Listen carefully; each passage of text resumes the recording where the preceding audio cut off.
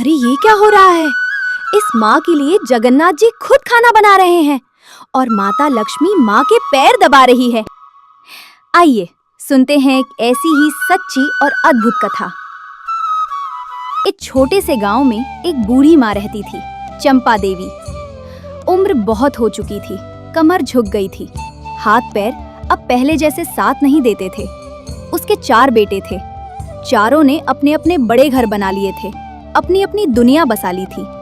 लेकिन अपनी माँ के लिए उन्होंने गांव की पुरानी जमीन पर एक छोटी सी टूटी फूटी झोपड़ी बना दी थी, जहाँ चंपा देवी अकेली रहती थी। दिन भर वो झोपड़ी के बाहर एक पुरानी चारपाई पर बैठी रहती, आंखें रास्ते पर टिकी रहती। हर आवाज पर दिल धड़क उठता, शायद आज मेरा बेटा आएगा। लेकिन कोई नहीं आता था। शाम ढल जाती, रात हो जाती और चंपा देवी की आंखों में बस इंतजार ही रह जाता। एक दिन उन्होंने आसमान की तरफ देखा और धीमी आवाज में बोली, हे भगवान जगन्नाथ, क्या बुढ़ापे में माँ इतनी अकेली हो जाती है? उनकी आंखों से धीरे धीरे आंसू गिरने लगे। उन्हें नहीं पता था कि उस दिन मंदिर में भगवान जगन्नाथ अपनी बड़ी बड़ी आंखों से उन्हें देख रहे थे और उनका दिल भी अपनी इस माँ के दर्द से भर आया था। यहीं से शुरू हुई एक ऐसी लीला जिसने पूरे गांव की सोच बदल दी। अगली सुबह सूरज की हल्की किरणें चंपा देवी की झोपड़ी के अंदर आईं, लेकिन आज उनके चेहरे पर एक अजीब सी बेचैनी थी। रात भर उन्होंने ठीक से नींद भी नहीं ली थी। बार बार उन्हें अपने बेटों की याद आ रही थी। उन्होंने धीरे से अपनी कमर पर हाथ रखा, लाठी उठाई और मन ही मन बोली, इतने दिन हो गए बेटे बहू से मिले हुए, वो तो आएंगे नहीं, मैं ही चली जाती हूँ। उनके दिल में एक छोटी सी उम्मीद थी, मेरा बड़ा बेटा मुझे देखकर जरूर खुश होगा। वो धीरे धीरे लाठी के सहारे उठी, झोपड़ी का दरवाजा बंद किया और कांपते कदमों से अपने बड़े बेटे के घर की ओर चल पड़ी। दोपहर की तेज धूप थी, सूखी जमीन और हवा भी जैसे थम सी गई थी। हर कदम पर दर्द बढ़ता जा रहा था।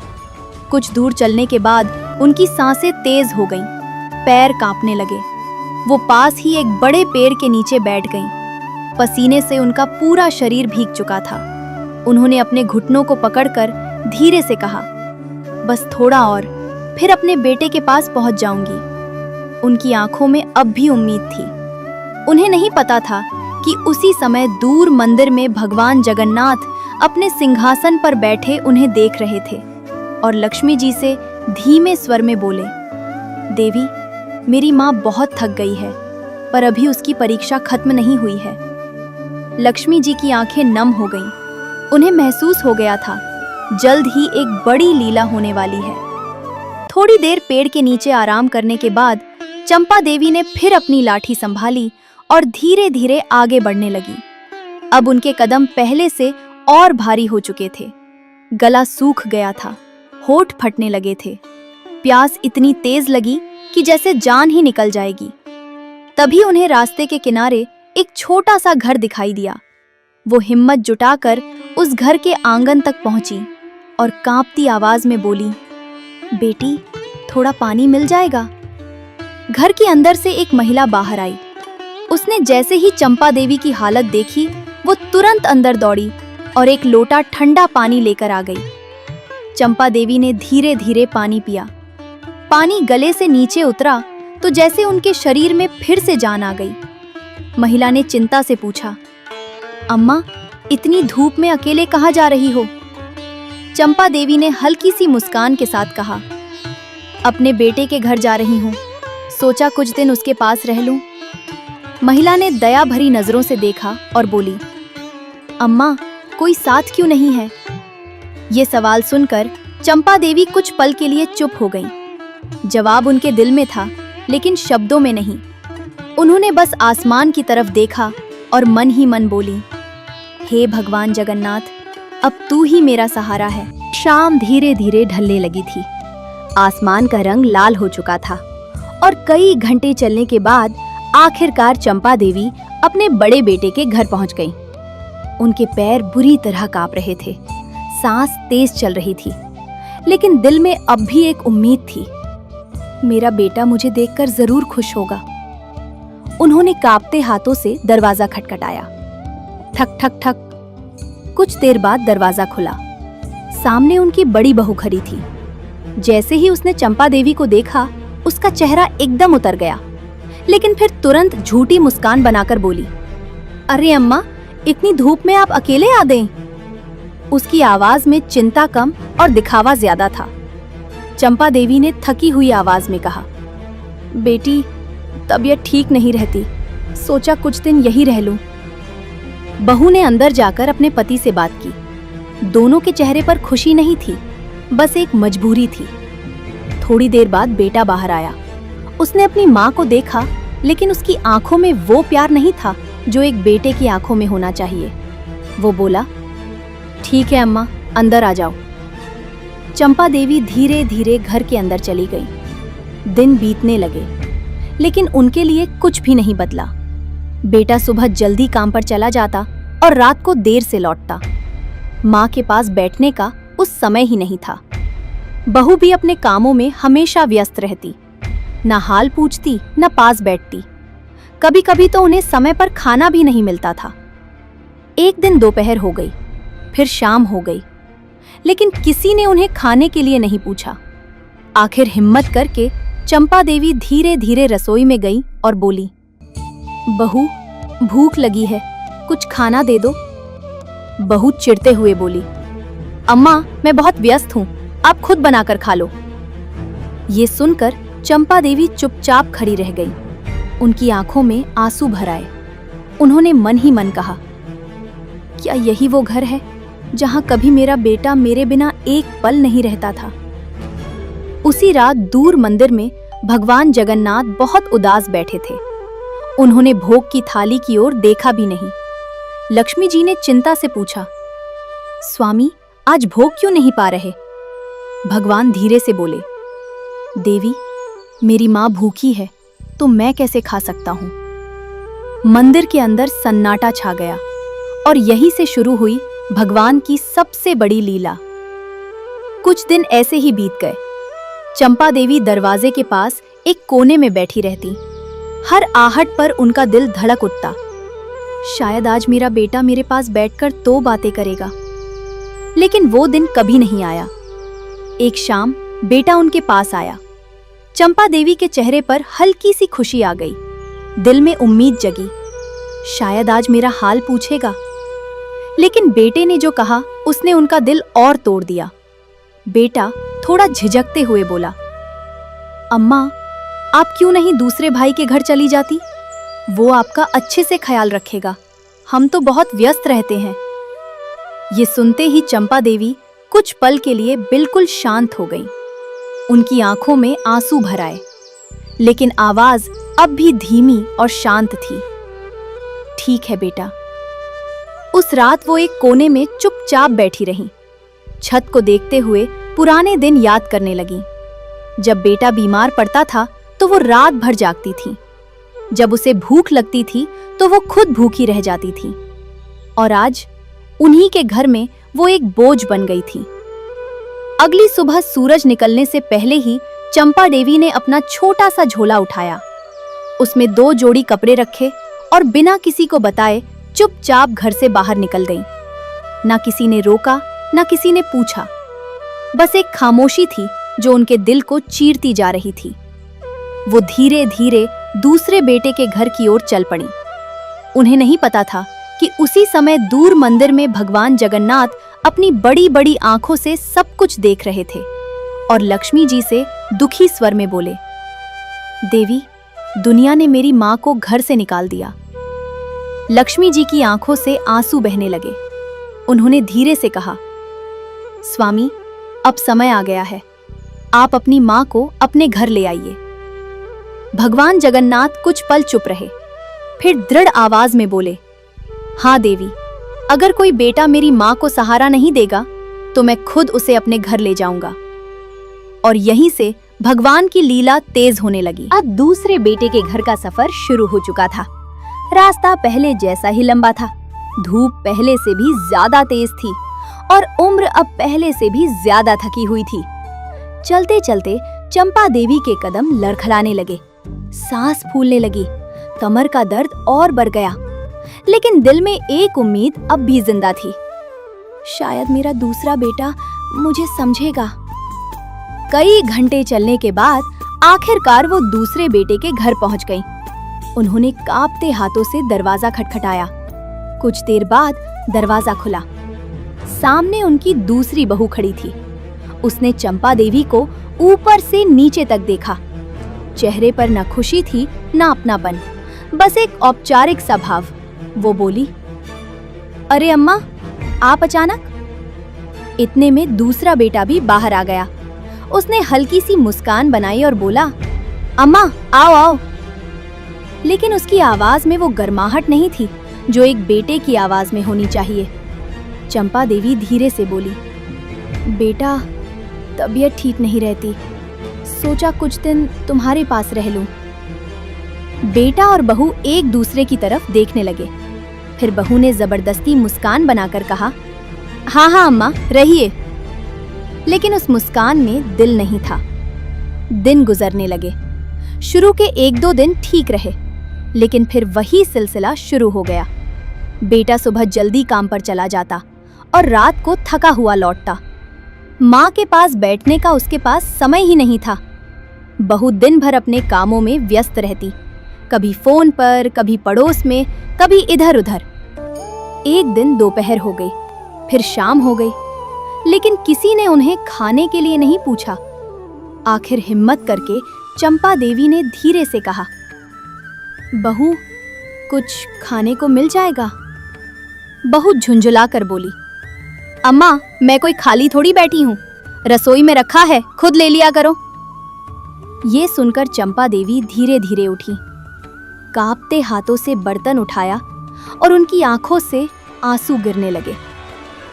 उसी रात दूर मंदिर में भगवान जगन्नाथ अपनी सिंहासन पर बेचैन बैठे थे। उन्होंने लक्ष्मी जी की ओर देखा और बोले, देवी, मेरी माँ आज फिर भूखी सो गई। लक्ष्मी जी ये सुनकर रो पड़ी। उन्होंने हाथ जोड़कर कहा, स्वामी, अब देर मत कीजिए, दुनिया ने उन्हें ठुकरा दिया है। भगवान की आंखों में अब करुणा के साथ दृढ़ता भी आ गई थी। उन्होंने धीरे लेकिन संकल्प भरी आवाज में कहा, बस देवी, अब बहुत हुआ। अब मैं खुद अपनी माँ को अपने घर लाने वाला हूँ। और यहीं से कहानी एक चमत्कार की ओर मुड़ने लगी। कुछ दिन ऐसे ही बीत गए। चंपा देवी अब पहले से भी ज्यादा कमजोर हो चुकी थी। शरीर थक चुका था, दिल टूट चुका था और उम्मीद लगभग खत्म हो चुकी थी। एक रात वो पानी पीने के लिए धीरे धीरे उठी। लाठी का सहारा लेकर कमरे के बाहर आईं। तभी उन्हें अपने बेटे और बहू की धीमी धीमी आवाज सुनाई दी। बहू कह रही थी, कब तक रखेंगे इन्हें? ना काम करती हैं, बस पड़ी रहती हैं। बेटा धीमे स्वर में बोला, मैं भी सोच रहा हूँ, क्यों ना तीसरे भाई के पास भेज दें। ये शब्द चंपा देवी के दिल में तीर की तरह चुभ गए। उनके हाथ कांपने लगे, आंखों से आंसू बहने लगे। वो वहीं दीवार के सहारे धीरे से बैठ गईं और आसमान की तरफ देखकर टूटे हुए स्वर में बोली, हे भगवान जगन्नाथ, अब कहाँ जाऊं? उन्हें क्या पता था कि उसी क्षण मंदिर में भगवान जगन्नाथ अपनी बड़ी बड़ी आंखों से सब कुछ देख रहे थे। उनकी आंखों से भी आंसू बहने लगे। भगवान लक्ष्मी जी से बोले, देवी, अब मेरी माँ और दर्द नहीं सह सकती। लक्ष्मी जी ने हाथ जोड़कर कहा, स्वामी, अब समय आ गया है, आप खुद उन्हें अपने घर ले आइए। अगली सुबह सूरज निकलने से पहले ही चंपा देवी ने अपना छोटा सा झोला उठाया। इस बार उन्होंने किसी से कुछ नहीं कहा, न शिकायत न उम्मीद, बस एक अजीब सी शांति थी उनके चेहरे पर। वो धीरे धीरे घर से बाहर निकल गईं। रास्ता पहले जैसा ही लंबा था, लेकिन अब उनके कदम बहुत भारी हो चुके थे। कुछ दूर चलने के बाद अचानक उनकी आंखों के सामने अंधेरा छा गया। शरीर अब और साथ नहीं दे रहा था और वो सड़क के किनारे धीरे से गिर पड़ी। आसपास कोई नहीं था, चारों तरफ सन्नाटा था। तभी अचानक वहां एक छोटा सा सांवला सा बच्चा दौड़ता हुआ आया। उसकी बड़ी बड़ी आंखें थीं, चेहरे पर अजीब सी चमक थी। उसने जल्दी से चंपा देवी का सिर अपनी गोद में रखा और प्यार से बोला, माँ डरो मत, अब मैं आ गया हूँ। चंपा देवी ने धीरे धीरे आंखें खोली और जैसे ही उस बच्चे का चेहरा देखा, उनका दिल एकदम कांप उठा, क्योंकि वो कोई साधारण बच्चा नहीं था। वो स्वयं भगवान जगन्नाथ थे और अब शुरू होने वाली थी सबसे अद्भुत लीला, जब भगवान अपनी माँ को खुद अपने घर ले जाने वाले थे। सड़क के किनारे बेहोश पड़ी चंपा देवी का सिर उस छोटे सावले बच्चे की गोद में था। बच्चा प्यार से उनके चेहरे पर पानी के छींटे डाल रहा था। धीरे धीरे चंपा देवी ने अपनी आंखें खोली। सामने वही प्यारा बच्चा मुस्कुराते हुए बोला, माँ अब आपको कहीं जाने की जरूरत नहीं है, आप मेरे साथ चलो। उसकी आवाज में इतना अपनापन था कि चंपा देवी ने बिना कुछ पूछे उसका हाथ पकड़ लिया। बच्चा धीरे धीरे उन्हें सहारा देकर चलाने लगा। थोड़ी ही देर में वे एक भव्य मंदिर के सामने पहुंच गए। जैसे ही चंपा देवी ने मंदिर का दरवाजा देखा, वो हैरान रह गई। ये तो भगवान जगन्नाथ का मंदिर था। तभी वो बच्चा मुस्कुराया और अचानक एक तेज प्रकाश हुआ। चंपा देवी की आंखें चकाचौंध हो गईं। जब प्रकाश शांत हुआ तो सामने वो बच्चा नहीं था, वहां सिंहासन पर स्वयं भगवान जगन्नाथ खड़े थे। चंपा देवी कांपते हुए जमीन पर बैठ गईं, आंखों से आंसू बहने लगे। तभी अंदर से माता लक्ष्मी जल्दी जल्दी बाहर आईं। उन्होंने चंपा देवी का हाथ पकड़ा और प्यार से बोली, माँ अब आप यहीं रहेंगी, ये आपका ही घर है। फिर लक्ष्मी जी ने अपने हाथों से उन्हें अंदर बैठाया, पानी दिया, गरम भोजन परोसा और उनके पैर दबाने लगी। जिस माँ को दुनिया ने ठुकराया था, आज स्वयं माता लक्ष्मी उनकी सेवा कर रही थी। मंदिर के अंदर चंपा देवी एक आसन पर बैठी थी। उनके सामने गरम गरम भोजन रखा था और माता लक्ष्मी अपने हाथों से उन्हें खाना खिला रही थी। चंपा देवी की आंखों से लगातार आंसू बह रहे थे। उन्होंने कांपती आवाज में पूछा, माता मैं तो एक गरीब औरत हूँ, आप मेरी इतनी सेवा क्यों कर रही हैं? माता लक्ष्मी हल्के से मुस्कुराईं और बोली, माँ जिसे दुनिया ने ठुकराया उसे भगवान ने अपनाया है। उसी समय मंदिर के गर्भगृह से एक दिव्य आवाज गूंजी, माँ। चंपा देवी ने धीरे धीरे सिर उठाया। सामने स्वयं भगवान जगन्नाथ अपने सिंहासन पर खड़े थे। उनकी बड़ी बड़ी आंखों में करुणा और प्रेम भरा हुआ था। भगवान प्यार से बोले, माँ जब कोई बेटा अपनी माँ का सहारा नहीं बनता, तब भगवान खुद उसका बेटा बन जाता है। ये सुनते ही चंपा देवी फूट फूट कर रो पड़ी। उन्होंने हाथ जोड़कर कहा, प्रभु आज मुझे समझ आया, सच्चा सहारा आप ही हैं। उस दिन से चंपा देवी मंदिर में ही रहने लगी। हर सुबह माता लक्ष्मी अपने हाथों से उनके लिए भोजन बनाती और भगवान जगन्नाथ रोज उनसे हाल पूछते। पूरा नगर ये चमत्कार देखकर हैरान रह गया। लोग कहने लगे, जिसे अपने बेटे छोड़ दें, उसे भगवान कभी नहीं छोड़ते। अब कहानी अपने सबसे भावुक अंत की ओर बढ़ रही थी। समय धीरे धीरे बीता जाता रहा। अब चंपा देवी मंदिर में खुशी खुशी रहने लगी थी। हर सुबह माता लक्ष्मी अपने हाथों से उनके लिए भोजन बनाती, उनके पैर दबाती, दवा देती और प्यार से पूछती, माँ आज तबीयत कैसी है? जिस माँ को दुनिया ने बोझ समझा था, आज वही माँ भगवान के घर में सम्मान से जी रही थी। एक दिन चंपा देवी ने धीमी आवाज में कहा, प्रभु अब मेरा समय पूरा हो गया है। मंदिर के अंदर एक गहरा सन्नाटा छा गया। माता लक्ष्मी की आंखों में आंसू भर आए। भगवान जगन्नाथ धीरे धीरे उनके पास आए और प्यार से उनका हाथ पकड़कर बोले, माँ डरना मत, अब तुम सीधे मेरे धाम में आओगी। चंपा देवी के चेहरे पर एक हल्की मुस्कान आ गई। उन्होंने आखिरी बार भगवान को देखा और शांत मन से अपनी आंखें बंद कर ली। उस क्षण मंदिर के अंदर एक दिव्य प्रकाश फैल गया और सभी ने देखा भगवान जगन्नाथ स्वयं अपनी मां की आत्मा को अपने साथ ले जा रहे थे। पूरा नगर ये दृश्य देखकर रो पड़ा।